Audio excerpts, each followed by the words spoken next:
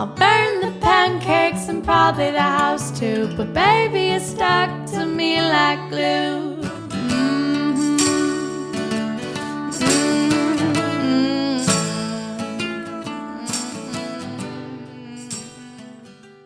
Hola, ¿cómo estás, mi amigos y familia? What's up, my friends and family? I just got back from Mexico and I am sick. Yes, you could probably hear it in my voice. I'm not going to lie, I've been struggling to try to push this episode out. There's so many things to break down on this trip. I'm trying to tell myself how can I even talk about this trip, because it's all encompassing. There are so many different experiences that I had, but also it was a different kind of trip for me. I think when I traveled in my 20s, it was about learning things. I wouldn't even say learning things, seeing things, experiencing things. And this trip, I feel like, was more of an observational trip. It was more like, here I am after years and years of not traveling. My last big trip was 2019 in Egypt. And then here's this trip.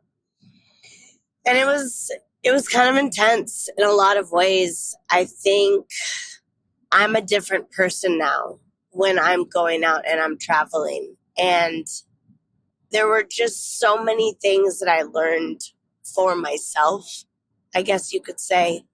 So we'll get into all of that. And I'll kind of just take you through how everything played out. And then we'll wrap up with how it made me feel and where you stand with traveling and where you stand with what you call home for yourself. So about 6-7 days ago, I boarded a plane for Mexico, and I'll be honest, man, I was not okay with leaving my cat.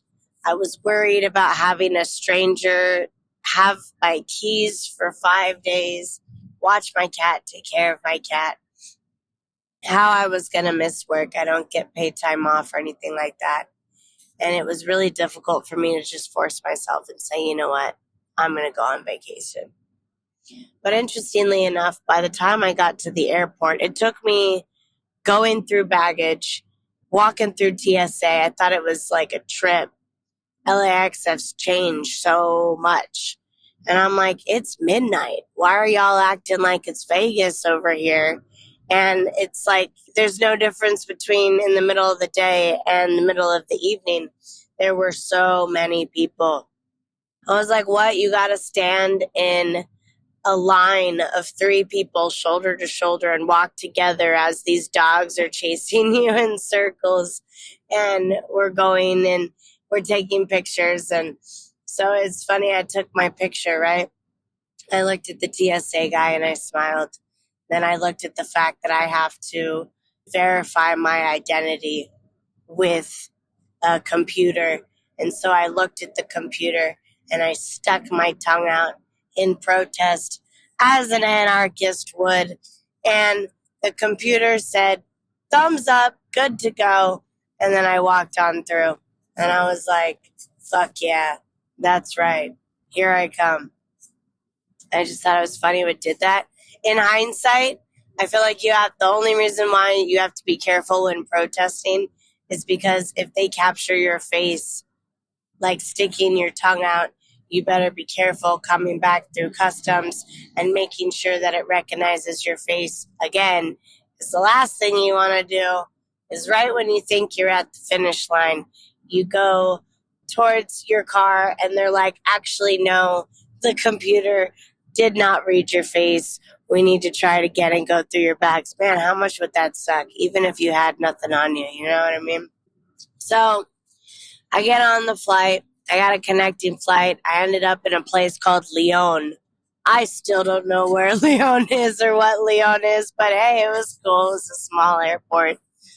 And The second flight was absolutely horrendous. The thoughts that were in my head were what you would do to get another seat in there and to make another buck is beyond me. Interestingly enough, my second flight on the smaller plane was a longer flight. I don't think I could have done more than 3.5 hours, which is roughly what the flight was from Leon to Cancun. And there were three of us in a row. And I'm 5'4", you guys. I weigh approximately 150 pounds. And I'm telling you, if you were 1 pound more, or if you were just a little bit taller, you would have been miserable. I mean, maybe some people were just taking Xanax or something and powering through, but I was tripping. It was very, very, very uncomfortable. And it made it hard because I wanted to sleep. I'm like, okay, it's a red eye. But it was like you have to stand at attention. And even me being tiny, it was rough. It was rough. So needless to say, when I got off the plane, I was very, very relieved. And all of a sudden, I'm like, wait a minute. Nobody told me 80, 90-degree weather in Cancun was actually going to feel like Florida. The humidity was so intense. I was completely sweating balls. But I will admit, that change in humidity is really, really nice because everything is so dry out here. You don't have to put lotion on over there. Your hair stays nice and like it's not dry and brittle. It's really great. I mean, you got like sweat dripping down your back and stuff, but I do actually think there are some like health benefits to being in some humid weather. Especially, I found out too, when I'm sick, if you're sick, being in like humidity actually does help, kind of like lessens the blow a little bit. So just fun fact. I guess I should have known that by people buying humidifiers, right? But, didn't really think about it. But Mother Nature's humidifier helped me a little bit. I think I probably got sick somewhere on the plane getting there because we were literally sardines. And I got like sick like 2 days later. I told my cousins though, I said, I don't care if it's a thing, like it's just an airborne sickness and that's how people get sick. I mean, to be fair, if you are putting off an entire fleet of people and not even 5 minutes later you're putting on the next group of people, you cannot convince me that you are taking a sanitary wipe and washing down all of the seats. In fact, for minor germaphobes like me, it's pretty intense actually. Every time like I saw somebody go to the bathroom, they would put this spray like whatever, just like beep beep, like spray, and then they're done. And I'm thinking to myself, okay, well if that's all you're gonna do, then yeah, maybe not so sanitary. But whatever, I like cleanliness. So that was like a thing. But really, though, can you not just, like, I feel like Niles Crane right now from Frasier, can you not take a sanitary wipe and go over every single seat? No, because time is money. Well, that is probably, in my opinion, why I got sick. Plus, the mixture of AC blowing on your face from planes and cars and hotel rooms and buses. Yeah, it was a lot for me. But no, my cousins are like, no, you can't get sick from the AC. It was an airborne virus. Okay, tomato, maybe both. Moving on. So I get to Mexico, right? And I'm tripping out a little bit because I'm frugal and I didn't buy a data plan. So I'm like, all right, I'm just going full on adventure here, right? And not even 5 minutes out of the terminal, I was like, oh, like audio. I'm looking for audio, which is like the transit over there. And they're like, yeah, right here. I felt like I was getting off of a Disney cruise ship, and they were on it and they were ready. They took credit card. It was the equivalent of like $15 to go, an hour and a half distance away, like on a freeway with very little traffic. Like, I don't know what the miles is, probably like 40, 50, 60 miles. Maybe it wasn't that bad, but I mean, it was an hour and a half. It was consistently moving. Anyways, I get on this tiny little shuttle. And if for those of you who don't know, I don't know why you wouldn't do this. Yes, taxis are expensive and it gets you to exactly, your pinpoint destination. But for any travelers in Mexico, I really recommend taking those white shuttles, and it'll say Playa del Carmen, it'll say Cancun. And I found out as I was there, it's basically a shuttle that's literally like on the side of their quote freeway, like a 2-lane highway freeway. You stand out in the middle, right on the side of the freeway, and then they'll flash their little hazards at you. And then you'll get in, you'll tell them where you want to go, and they will take you to the other side of the freeway down there. And then it's your job to walk like a good human and burn those calories and see your local sites and take those 2 beautiful feet of yours and go explore into town. So it was like $15. And, God, if that was an Uber ride, oh my God, it'd be like, what, like $200? Like maybe more. So I get off on the side of the road and I was like, okay, Danda, Danda, why can't I speak? Dande, Hyatt Centric. And so I kept asking everybody, how do I get to Hyatt Centric? And I get to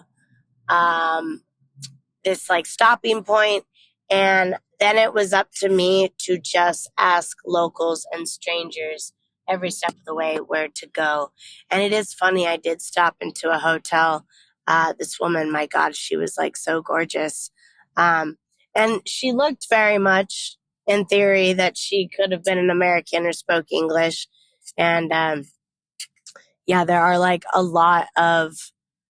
lot of Caucasian people in Mexico. And she's like, yeah, no, sorry, I don't speak any English. So we were trying to on the translator. And she was basically like, no, girl, you're like completely in the wrong direction. You basically went like 4 blocks more than you should have. So I ended up walking back. And at this point, I was tired. I was hungry. I wanted a shower. I just wanted to make it to my destination. So I finally get to my destination and I check in, and the guy's kind of giving me a little bit of shit. He's like, you're not your cousin. I'm like, yes, that's definitely true. I'm not. But if you look in the notes, you will see that he added my name. And I really couldn't tell if he was just giving me a hard time unnecessarily. But an interesting observation that I made later on was, he gave me a difficult time checking in because I wasn't my cousin, even though my name was on the reservation. But after I showered and put makeup on and got dolled up and put on my nice, Mexican style dress, his attitude towards me literally changed. And I was like, wow, thanks, you guys. I hate that. But it is funny. It reminded me I used to wear makeup 24 hours. No, that's not true. I used to wear makeup every single morning before I went to work at all my corporate jobs. And I wore the nice dresses and I was so fancy. And to be honest, at that time and place in my life, I loved it. I wanted to be ritzy and elegant and upscale, and I was. But it is funny because I always felt like I was like dying inside. It was a lot for me. And now, as I'm talking to you in my car on the way to Agora Hills, my left leg is sitting on top of my dashboard and my one foot is on the gas pedal and my hair is in a bun and I'm wearing a gross collared gray shirt. And it's just funny because I don't normally put on a lot of makeup anymore because it's just time and energy. And I wish I had more of it. But then when I put makeup on, I look at myself in the mirror and I'm like, there she is, that elegant beauty. But it's a weird disparity in my life where I spent a lot of time around status and being judged for how I looked. And it was a weird dynamic when I started, convincing myself, like, hey, like, maybe get an extra 5 minutes of sleep, or maybe just sit with your cup of coffee for an extra 15 minutes. And so one of the costs was, not getting all glamorous for work every day. But I do believe, like, people do treat you different. And I would say two different types of people come out when it's a girl with makeup. One, you see the people that genuinely are authentic and just want to talk to you and like you as a person. Love those people. And they truly don't give a shit what you look like. It's kind of wild. And then there's the people that are like, oh, well, I'm going to treat you different because now I see you with hair and makeup and wow, you're like super sexy and hot. And I'm like, yeah, okay, I'm the same person that you checked in like 15 minutes ago. But thank you, bro. I appreciate that. Yeah, asshole. Anyways, he warmed up to me, and at the end of the trip, he gave me a nice pen because I was complimenting the pens. And for my job, I like to have like fancy little work pens. So it really is very aesthetically pleasing and feels good on my fingers. So, shout out to that guy. I checked into this hotel, and pretty much all week, my cousin used points for all of our stays because he travels like a maniac. Like, he's out of the country several times a year, and to different states. So I was very, very, very fortunate. I do think it's funny that the Hyatt Centric was considered like the least fancy hotel we were at. But I think the architecture was really nice. It was like quaint. It was interesting though. Every hotel I went to, it just didn't feel, except for the second one, didn't really feel like anyone was actually there or staying there. So it was like this giant property where you kind of just walk around and you feel like you're the only one. You feel like the whole staff is like catering to you. But it was beautiful. It was absolutely gorgeous. And I consider the Heights to be pretty fucking fancy. But anyway, so I checked in. I had about 5 hours before my cousins got in. And I was like, all right, Evelyn, take a shower, get dolled up. Go get some chilaquiles. Go get some alcohol for the family, get some ice, and go explore. And one of the weird lessons that I had, this only would have worked in hindsight, but I kept telling myself, Evelyn, you're seeing so many things that you would buy, so many things that you would want. You can't be buying things on the first day.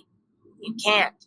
And so I withheld from buying things that I knew my people would want, because I'm like, Evelyn, it's the first day. You got to space it out a little bit. Like, you're not going to have money by the end of the trip. Well, in hindsight, everything got so much more touristy and so much more expensive, or so much more not authentic to Mexico, like magnets from China that were made in China and imported to Mexico that says Cancun on it. I was like, damn, in hindsight, I should have just done what I wanted to do without putting so much restrictions on myself. But anyways, I walked around. It was absolutely gorgeous. Very lively streets, like street vendors everywhere. And I was staying in Playa del Carmen. And that was a pretty like hip area. It was very touristy. But, like I said in the last episode, I was really expecting to see a lot of gross, drunken Americans. And that's just not what it was. I had a colleague just tell me, you know what, it was probably during the time that you were like still at the World Cup. So that's probably why there were tourists everywhere. And yeah, there were tourists everywhere, but it was from all over the world. So it really was kind of like a special moment.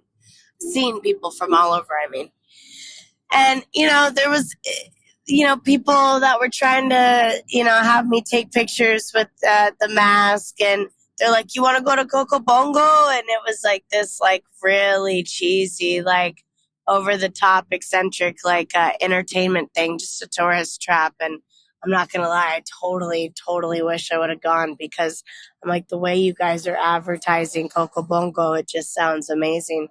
But I think it would have been the equivalent to, I don't know, like the Cirque du Soleil kind of experiences, but I don't know, on crack, like basically, like, I don't know. I think it would have been kind of like, all the different cultures and all the different movies from all different time periods, but like, throw some crack in there, and then, throw some Everclear. What am I thinking? Everclean moonshine into the mix, and then you would have this place called Coco Bongo, which is just like this party eccentric entertainment venue where I don't even know what went down in there.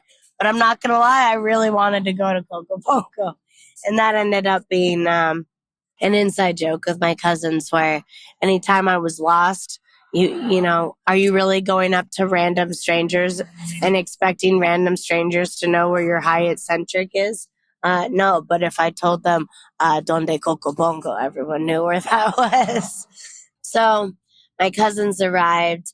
I got them some shots from this bottle, and it's so funny. I bought one bottle of tequila, and it was good tequila, but like in a span of 4 days, like we weren't the kind of people that just wanted to drink tequila after tequila after tequila. And towards the end of the trip, I was like, "You guys, come on, help me finish this bottle. Help me finish it. We're not wasting tequila. Who are we?" It's just funny because I think about my bottle, my bottles at home, and they're there for guests, they're there for special occasions, they're there for, like, every once in a while. And here we are trying to consume this entire bottle in like 5 days. But I took the bottle home because it was a very beautiful label. Anyways, side note. So my cousins arrive, and I think the part of the trip that was important for me to mention, and I'll just say it right now, I thought I was going to go to Mexico and experience all these things and learn a bunch of things. Like, I thought it was going to be me coming out of my mom's womb type of experience. And I think with how much older I've gotten and how much traveling I've done, the whole vacation for me, if I'm being honest, was taking a break from work, not having to respond to any messages, not being on my phone, not having any responsibilities, and hanging out with my loved ones. I've always was like a little jealous of my one of my cousins. I shouldn't say the word jealous, I should say the word envious, but if I'm being honest with myself, it was always a little bit jealousy. There are some cousins and aunts and uncles that are much more well-to-do. In my, there's like 5 brothers, right? And I would say of all the brothers, like my dad's done well for himself, but it was kind of like a one income for the whole family situation. And it wasn't so much like that with the other family members. And so they always got to travel with each other, and they went to Thailand together and China together. And this European trip that they recently got back on, that I think he said was like $10,000 or $15,000 a person for like 10, 14 days. And I was like, God damn, like, yeah, I can't do stuff like that. So I was always a little envious of my cousin for being able to travel and hang out with my cousins in ways that I felt like I couldn't. So going on this trip was very special to me because I adore my cousins. They are absolutely beautiful people. We do have a lot in common. At the end of the day, they are family, but they feel like friends. Like we go on hiking trips together. We went to Tahoe a couple years ago, and I see them once a year for Thanksgiving in Gilroy, which is like upper central California. And I'll admit the trip for me really was just getting to spend time with the people that I loved. And it's weird to me. I was in this place, but all I really wanted was just those laughs and those memories that I got to have with my cousins. So that was an interesting observation that I kind of noticed for myself. But it's funny. My cousin, he's very he loves chat GBT. And so he got all of his food and restaurant recommendations and things to do based off of an itinerary that chat GBT planned for him. And it felt so weird going, okay, we're going to this restaurant because chat GBT told you that it was a good recommendation based off of what you wanted. And I was like, yeah, I mean, it's good, but I don't know. There was this underlining feeling of I don't know, a computer's recommending it to me. So why am I a part of it? You guys know me, I don't like trends. So I just felt very queasy, going to a place that lots of other people go to. But being able to just walk up and show up and, order some good food, at the end of the day, I noticed a lot of things are in my head. And if you could strip away, I would say the judgment, the criticisms, the jaded kind of feeling that you have when you go through your life and you just, strip away that chat GBT recommended this nice restaurant, strip away the fact that it may or may not have been trendy. But I get there and it's mainly locals inside. It was absolutely incredible food. And at the end of the day, I got to create some memories with my cousins. And that first night embarked on this journey where we went to, after that, it was a kind of a special day. They wanted to go diving. They're both certified. And so I was going to spend a half day alone. And they went, I don't even know where they went. It was a little bit past Tulum. And they were, they spent a couple $100 on this big tour. And I was like, okay, well, I'm going to be cheap. I don't really need to get certified. I don't need to go diving. I'm going to go to Tulum, and I wanted to go to the ruins. And that was an adventure for me because I didn't have Wi-Fi. I hardly spoke, as much as people in the States are like, oh, no, you speak good Spanish. I'm like, no, you don't understand. Lo siento, poquito español is all I can say, you guys. I might have perfected it to where it sounds like I have no accent, but I'm serious. I know little Spanish. So I get to Tulum. And I'm like, oh, there's more than one bus stop? Who knew? And so I get there and I'm like, I'm confused, you guys. Where's the archaeological ruins? And they're like, yeah, no, that's 50 minutes away. I said, what do you mean? This is the Tulum stop. And they're like, yeah, hun, there's more than one Tulum stop. So I had to wait an extra hour and a half, bought another ticket for the bus. And it's so funny. I kept hearing things were a lot longer than they were. Maybe it's because time and space is different in another country.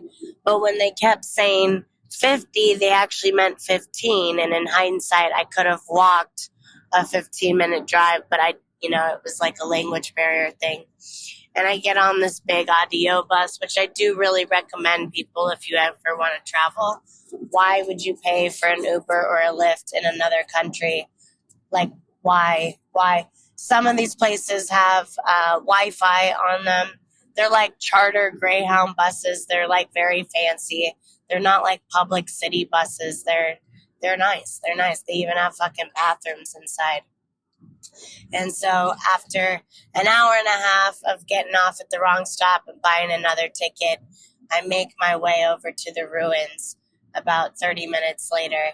And I'll admit, those ruins was a little bit of a trip for me. On one hand, I feel like people could have taken advantage of me more. And, you kind of have to learn this with traveling when someone's like, oh, okay, this is the entrance to the Tulum ruins. You could buy this package, and then it's great. It's like $45, blah blah blah. But I thought that was the actual like entrance, and I was like, wait, am I allowed to move past you? Like, can I buy a ticket elsewhere? And I didn't realize that he was a street vendor that was just trying to like stop me before actually, entering. And then I saw the entrance and I was like, oh, yeah, no, it's not like some side of the road, like street vending to get into this. It's like a Disneyland resort. You get there and there's long lines and there's really beautiful bathrooms and there's Wi-Fi at the bathrooms. And it's just like funny to me because I'm trying to like think everywhere I go, I always wondered in America, like, why does everybody have like Wi-Fi signs everywhere? It doesn't make sense to me. Like, don't y'all have like fucking data plans? And I was like, wow, Evelyn, you live so much in your own world that you don't realize that there are foreigners everywhere you look. Maybe not so much with everything political going on, but yes, there are Wi-Fi not for you and maybe a small amount for the homeless population, but also for people that are traveling, such as yourselves, who are like would basically survive off of Wi-Fi. It's funny to me when you're traveling and it's like you hear all these concepts and it's true. You're the same person everywhere you go. So you really can't escape your life or your problems. Like, who you are inside is, you take that with you everywhere you go. And that concept is for like all encompassing things, good things, bad things, indifferent things. And I think it's funny. I'm like going to Mexico and I thought I could escape like things that I'm trying to work through, like the fact that when I was really big into spirituality for maybe like 2 years, I got really big into like numerology. And as a habit, I think psychologically as a habit, I always look at the license plates. I look at the numbers. I see certain signs, like certain numbers resonate with me or whatever. And here I am in Mexico, and I'm seeing these numbers that mean something to me. And I'm just like, I thought to myself, like, I've already like killed and done a lot of like the work to get through that. I mean, I think numerology for me was like a coping mechanism to kind of get through some trauma. But I saw these numbers and I had to tell myself in Mexico, like, yeah, you're different. It's okay. Like, you're fine. You're fine. But it's funny to me that these things will follow you everywhere, and it's not contingent on like, oh, you get a break from it because you're in a different place, which is why it's so important to work on yourself, because you take yourself everywhere you go. You know what I mean? So I bring this up to say that I've done a lot of work about some like pain that I've had in my past. And, even though I'm dating this like wonderful guy, I go to these ruins and I didn't expect this type of feeling that I had. But it was very Indiana Jones vibes. Let me tell you, it was like I literally was visiting ancient ruins and there were iguanas that were walking all over the place, chilling. I was like, wow, nobody told me about the iguanas. Like, this is freaking dope. Apparently, like a lot of people feed them like fruit. So I'm like, okay, yeah, they're not really like scared of going up to you because they're like, yo, feed me, bitch. They're so freaking cute. My cousin made a joke that I'm not like discriminatory towards like, no-limbed creatures, but I do think it's funny that I can handle lizards, I can handle Komodo dragons, I can handle iguanas, but you throw a snake into the mix and, I'll lose my shit. But I was having so much fun just watching these iguanas like walk around and stuff. And I'm looking at these ruins. I'm walking by myself through these places, very hot. And I was by myself. I could pay, $1 bajillion for a guided tour, but I was like, you know what? No, like, I like to read the signs. I want to go at my own pace. I just want to be still in my thoughts, in my mind, taking things in by myself. And that's when I realized I really can handle and would do fine traveling on my own because I'm okay with myself. And in the past, like I remember when I used to travel to Argentina, I spent 6 months going back and forth to Argentina, and I spent maybe 75% of the time in the hotel rooms because I was scared, I was anxious, I was hyped up on a lot of medications. I was also, in hindsight, doing a lot of things that would make me very anxious. Like I had reasons to be anxious, so it wasn't like I had this anxiety disorder that was part of my personality. No, if you're trying to go through customs with all this shit and you're coming back, with 15, 20 grand into the United States when you're only supposed to declare 10, then yeah, you have reasons to be anxious. My point is, though, here I am, a new person, and I'm just having fun exploring, looking at the iguanas and the beautiful ocean and all the coral that's hitting the sand, checking out these ruins that are on the side of a cliff. And I started thinking about my ex. I'm like, why? I'm like, I'm in Mexico. Can you leave me alone? Can you leave me alone from my thoughts just for a little bit? Like, I'm trying to enjoy the ruins here. But my ex got a master's at UCLA, and he was a cultural anthropologist, and basically a glorified Indiana Jones was his actual job, and it was very sexy to me. And anytime I see like some sort of Indiana Jones reference or someone that like wants to like put something in a museum, I think of him. And I'm at these ruins, and I just feel not a presence, but I feel like, looking to the right of me, and he's not there enjoying this trip, something that he would have really liked in that moment. And he would have appreciated, like, figuring out like how they uncovered all of this stuff. And I thought to myself, it was a very bittersweet moment because I wasn't dwelling on it. I wasn't going, oh, woe is me, this guy that I loved forever in my life is no longer in my life. It wasn't like that. It was more of just like, I don't know, like grateful for the times that I had, appreciating the times that I had, but acknowledging that that is not, in my present. And I didn't think it was going to be like, I didn't know I was going to think about him, but I guess when, whether it's psychology or triggers, like, yeah, like you don't know when something's going to come up. And I mean, it seemed kind of obvious because it was an archaeological, how do they say it in Espanol? Archaeology, I can't say it. Archaeological site. Ruinas archaeology, whatever. You guys get what I meant. It's an archaeological site of like, ruins from like forts and like their protection from the beach and stuff. And anyways, that was in Tulum, and that was very beautiful. It was nice, and it was at that point in time where I was like, yeah, like I don't need to be with families. I don't need to be with kids. Like I don't need to be with friends. Like I could enjoy this on my own and just have it be what it is. And so that was a nice little lesson for me when I went there. So I eventually found my way back, and it was funny. I tipped this guy that was trying to, upcharge me in the beginning. And, oh yeah, I went on like a bike tour. I went to like a cafe.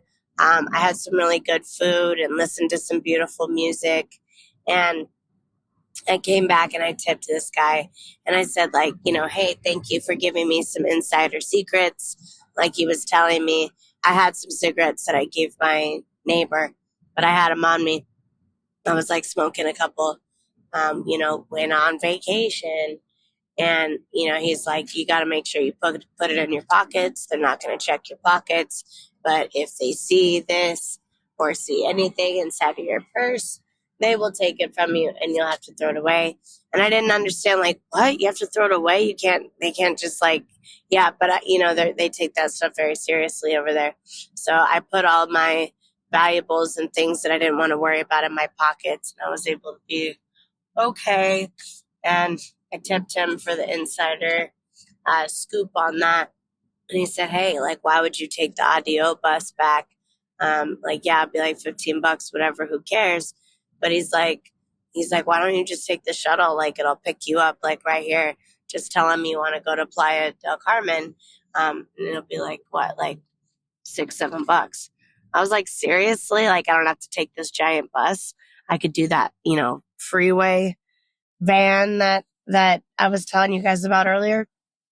And I said, really? I just stand on the side of the road and they pick me up? And he's like, yeah. I'm like, well, that seems like it could be very shady. Good luck doing that in America. Another observation I made when I was traveling, American politics and media. And honestly, I could probably say my family has a very big problem of doing this. And because I love my family and I care for their opinions and care for who they are, I take what they say to heart a lot of times. And I was reminded how sheltered my family is. And it frustrates me and it makes me sad because I listen to them, but in a lot of ways, they stunted a lot of growth of mine because they just made me in fear of everything. They live so much in fear and they want you to live in this little bubble. And I was reminded once again in another country, I don't know what the media and my family is saying and all that, but I have never felt more safe in any country I have ever been into and than in America. All the danger, all the really bad things that have ever happened to me have been in familiar territory, have been in the United States. But when I travel, sure, you don't want to get your organs harvested. You don't want to get your limbs taken away. You don't want to get trafficked for drugs or sex. You don't want to get pickpocketed. Everyone hears this everywhere they go. But it is funny that stuff happens more to me or that I hear about in America than it does in other countries. Needless to say, I never got robbed. I never got pickpocketed. And I think this is just a reminder to you guys that when you travel and you actually go and you see it for yourself, and it's not what the media or the news is telling you or social media, and you put that down, including other people's opinions when they are projecting their fear onto you. I mean, it's easy. Somebody puts something in your brain and it plants in your brain. And even if you're like, I'm not too worried about it, you still have that thought in your head. As I say, it's funny and it's not funny. I was fine. I was fine the entire time. But anyways, I get on this van in the middle of nowhere, essentially. And I'm the only one on this van. And I said, I'm going to Playa del Carmen. And he's like, yeah, sure. And I said, is $5 enough? I only have dollars. Is that fine? Yes, it's okay. It's okay. In hindsight, it would have been about $3.50 to go over an hour away to my destination. And so was I going to trip out? Everyone's like, don't bring your dollars, Evelyn. You're going to pay more money. Okay, so I tipped the guy $2 and it was more than what my fare was. Who gives a shit? I'm not an American dweeb that needs to be in this air conditioned whatever paying $150 to go to this nah. So I shared my cookie with him. We talked a little bit. We used the Google Translate. Very sad day for Evelyn. She left her umbrella there. I don't know. I felt as you should not. I felt comfortable and relaxed, and I was the only person on the bus. So I didn't think about it. I left my umbrella. And then people start getting on and they tell you the locations that they're going to. And then at the end, you pay. And I paid him in the beginning, and I was like, wow, I literally just handed this guy a $5 bill, and that was fine. Like, I went on this giant excursion that took me 2.5 hours on the audio bus. And then I just like hand this guy a $5 bill, and I get to my destination in an hour, back to Playa del Carmen, where I met up with my cousins. But it is funny that the one caveat of taking these places is, again, they take you to a side of the road. They don't take you like in the city. So that's the adventure part of traveling, where I go up to all these locals and I'm like, and this is where I got smart. And I was like, hola, do you know where, Donde Cocobongo is? Yes. Keep going straight. I noticed that a lot of the Mexicans that I encountered love to say, keep going straight, but they don't tell you when you need to turn. So, I was probably a walk that maybe should have taken me 20 minutes, probably took me maybe 25 minutes. It took me 45 minutes. So I was a little bit late to meet up with my family. But when you're traveling, who gives a shit? I was trying to let this guy go, and he was distracted. Oh, wow. Somebody just bought something off of eBay for me. That's wild. Okay. It's like this Arctic real fur coat that I have. It's a bittersweet memory. I bought it when I was going through a psychotic episode, when I was drugged, and I spent I went to a flea market and I spent $600 with this vendor, because I was not obviously thinking, total crazy thing to do. And I finally just sold one of the pieces that I bought there, and it's bittersweet because I would like to get some of the money back from paying $600 to the street vendor. And this was what was not pre-COVID, but this was before inflation. So really it was I spent close to $1,000 at this vendor. And anyways, I just sold this parka jacket thing. Anyways, good on me. I meet back up with my cousins. We walk around the town. We get some really great food. And the next day we go whale sharking. Well, whale sharking? You're so funny, Evelyn. We go snorkeling with the whale sharks. And they are supposedly the biggest fish in the world. They are not actually whales. They are sharks, although there was a 30-year-old therapist from San Diego who was jokefully challenging my cousins, whose life mission was to go on this entire trip just to see the whale sharks. And he's like, no, they are sharks. And she's like, no, they are fish. And he's like, no, they are fish, but they are also sharks. It was really cute to see them go back and forth, but it was great. I didn't want to go. I wasn't going to go originally because I was like, come on, you guys, $250 for a boat tour to go snorkeling and see a giant fish. I said, they don't even charge those prices in America. I said, that's criminal. And my cousin said, hey, if I pay $100 of it, would you go? Because we want to spend more time with you. And I realized I needed to go on that trip because I didn't realize so much of those excursions were going to be all day adventures where I would have been without my cousins. And, then what's the point, right? So I got to go, and I will tell you, there was something about watching my cousins go into the water, swim next to this giant ass fish.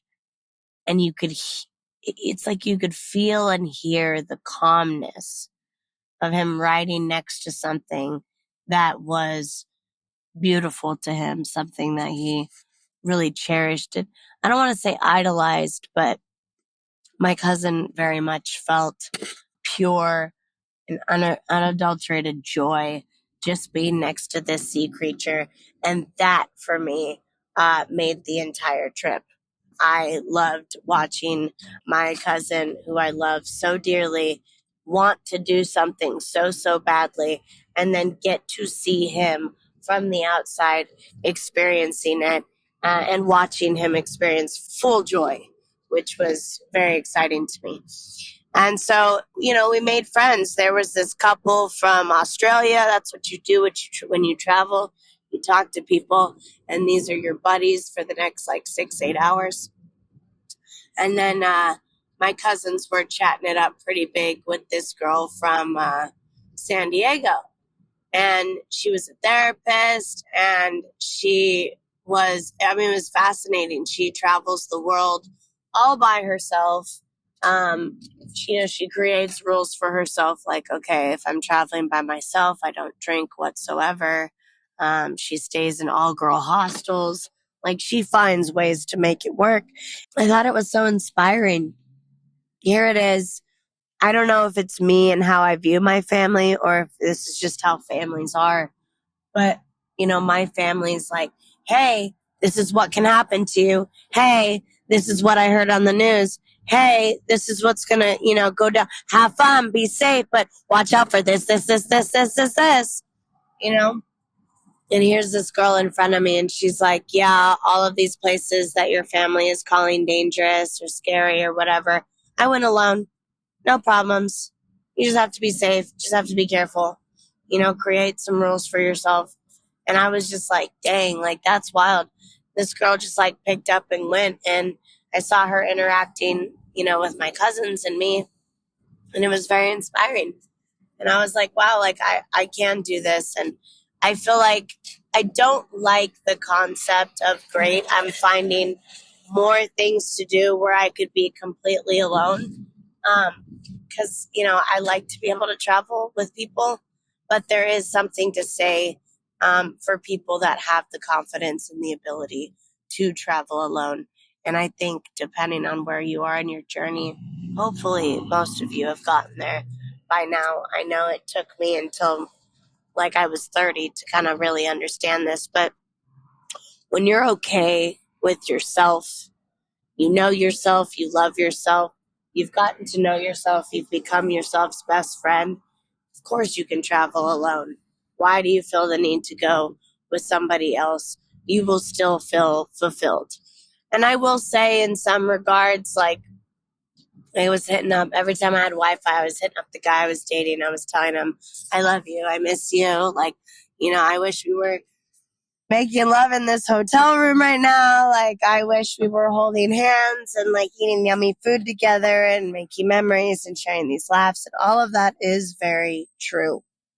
But there is something to be said about being able to create those memories with yourself. All right, it's your turn. Let's do this.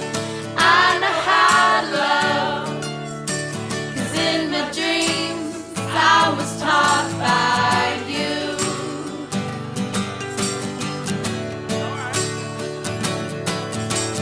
I know how to love, 'cause in my dreams I was taught by you.